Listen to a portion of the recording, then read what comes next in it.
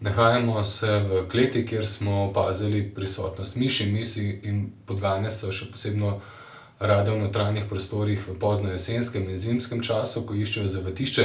Ko se sprašujemo, kako je na kakšen način ukrepati proti tem glodavcem, je treba vedeti, da izbiramo predvsem varne vabe, tiste vabe, ki ne ogrožajo ljudi, domačih živali in seveda tudi divjih živali, ki lahko potencialno to miš ali pa podgano pojejo nekje v zunanjosti.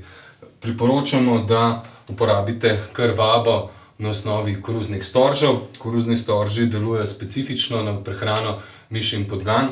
Te se praktično preprečujemo absorpcijo vode in tako ukrepamo proti tem škodljivcem na povsem naraven način, brez uporabe agrokemikalij.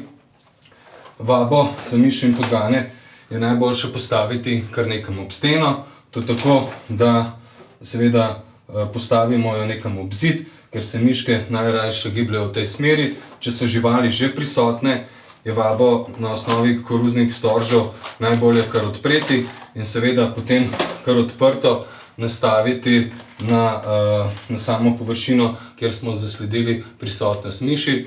Treba je vedeti, da miši in podgane prenašajo, poleg tega, da seveda poškodujejo nam lahko kakšno pohištvo, električno napeljavo, prenašajo tudi prek 40 nevarnih bolezni, prenašajo jih predvsem z dlako, slino, urinom in pa tudi iztrebki.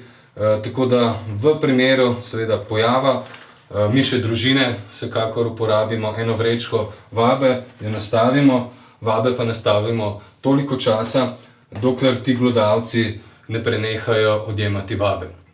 Tako, kot sem že omenil, se znebimo na povsem ekološki način, kajti vaba na osnovi koruznih storžev je povsem varna.